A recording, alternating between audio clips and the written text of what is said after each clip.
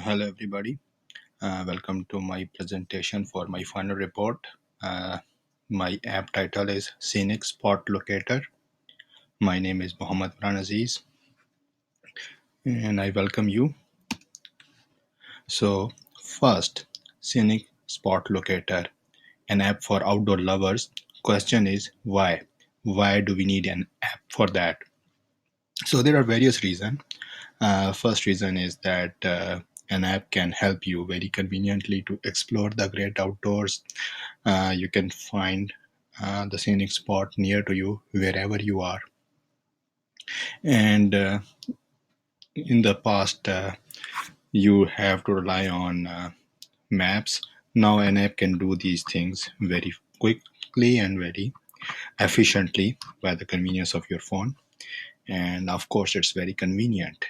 Wherever you are, you can use the app and you can use geolocation and many HTML5 features to explore outdoor spots. And it's safe. Safe in a sense that while you are doing the outdoor activity, you have an access to uh, internet, or even if you're offline, it can have a map and it can keep you on track, and it can give you warning about weather condition. For example, some storm is coming or rain is coming, so you can take precautions. Cheap. Many outdoor gadgets have been historically quite expensive. For example, military grade GPS and cell phone in 90s were very expensive, and the technology was not mainstream like smartphone now is. An app, if even if you go with a paid version of certain apps, you pay $2-3 max, or you subscribe to them, and it's not very expensive if that's the activity you really like to do. And companion, an app can be a very good companion. For example, if you are cycling or hiking, it can motivate you, it can tell you where you are, how far you have to go, and you can share your statistics with us. You can see if your time is improving for activities like cycling and hiking, and that can be a great motivation. And of course, right now everybody's on social media and people share all sort of stuff. So if you have an app, you can share your outdoor adventures with the rest of the world. uh, Compete, you can build a network of this app, and you can compete with your friends over various outdoor adventures and help.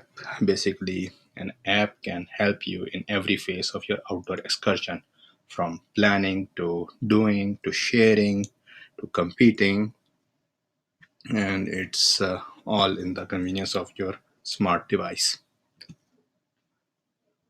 So, uh, almost with any app, we have some competition, and I'm personally using some of these apps. So let's go through them quickly. Google Maps, it's one of the most widely used app. It's the de facto standard of how to use geolocation of your device. Many people use it many times daily, not even once, going from point A to point B. But that may not be suitable for our app because many outdoor scenic spots may not be on Google Maps, because Google Maps use a specific address. You cannot build a network of your friends in Google, not at least not easily. And the Google Maps, while we will definitely use Google Map API, we need a focused app for outdoor adventures. Ride with GPS is a great example of an outdoor app. It's for cycling. It has very rich features. It lets you discover routes, create your own route.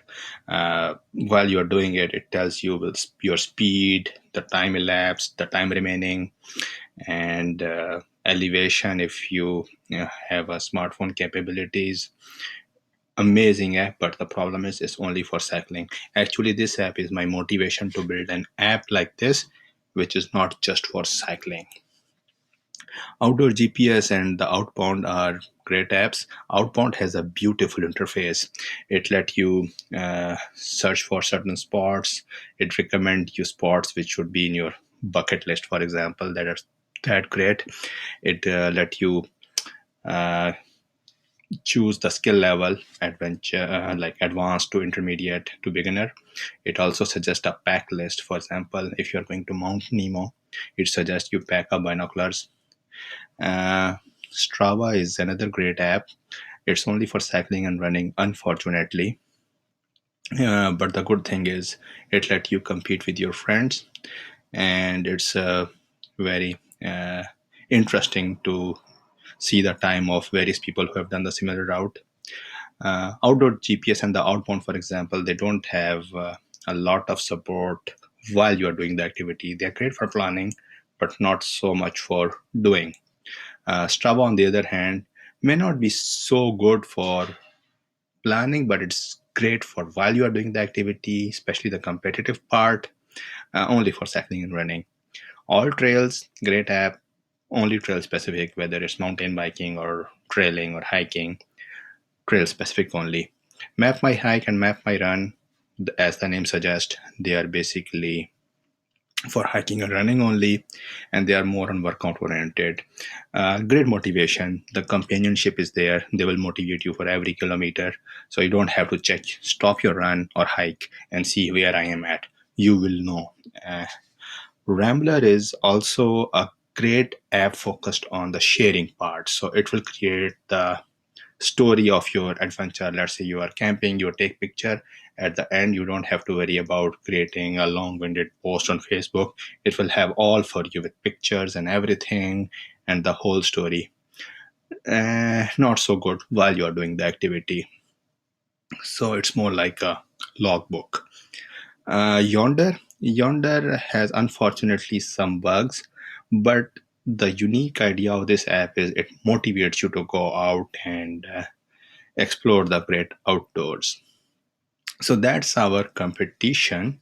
Many have some great features, many have one thing that is done very well, but basically the need to have a one-stop shop app that does it all and does it cheap and cover all the areas. I couldn't find any app, and that's why I'm developing my own app. So this is my proposed solution: HTML5 for the win. As I mentioned in my report, if I go native, I have to really acquire very specific knowledge about, for example, iOS, Android, Windows Phone, and it will take me it will take me quite time to develop an app. But with HTML5, I can very easily create a mockup and convert it to for using PhoneGap or Xamarin, as we learn in this course, to a native-ish app, and user can see the app. Then I can then take their feedback, and I can progressively enhance it. So my app will have a very solid semantic layout, and depending on device capabilities and frameworks I use, I can enhance it to further and further to compete with my competition, or ideally surpass them. And I can use agile methodology: fail early, fail fast, take feedback, collaborate with user, and deliver something to user at certain interval frequently. And ease of use: if I need to outsource anything or I need to get help, get an HTML5 is a very good resource. There's a lot of documentation online, and there are quite a few things that I have learned in this course. So using a HTML5 is the best way to go to develop an app, in my opinion. So these are the mockups of my app, and as you can see, once you open the phone, you will have saved your preferences. As you can see, the rightmost part, you design, say, drag the icon and save your preference. For example, let's say I like to do camping, and I have it at the firstmost. Second will be cycling, third is golfing, fourth is kayaking or sailing. And when I open my app, it knows my preference. What's the precedence? What do I want to do? It knows my physical location. So it can just preload the search and say that here, here are the activities that are near you based on your preference, then by physical distance. So this is one of my annoyance with, for example, right with GPS. I sit on cycle, I'm clipped on, and then I have to click bunch of buttons and do some work on my phone instead of cycling. So I open this app and boom, my results are there. All I have to do is to make a decision. So computer is doing computer part, human is doing human part, which is deciding what to do based on the data presented to me. And anywhere I go, it will use my existing location, and I can always update my preference. That, for example, it's October, I want to do more cycling. It's June, I want to do sailing. It's August, maybe I want to go to butterfly catching, for example.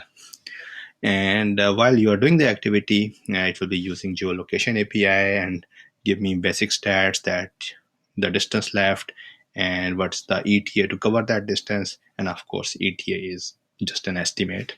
And what's the weather and any upcoming uh, weather alert.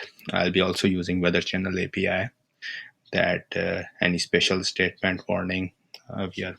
We have been getting quite a few lately. And once I've done my activity, then it will log all my stacks. As you can see, the HTML layout, I'm using white text, so I was trying to find something that is more visible. But all my stats will be listing on the third picture from the left, that how long it took me, what was my average speed, and whatever the usual stats.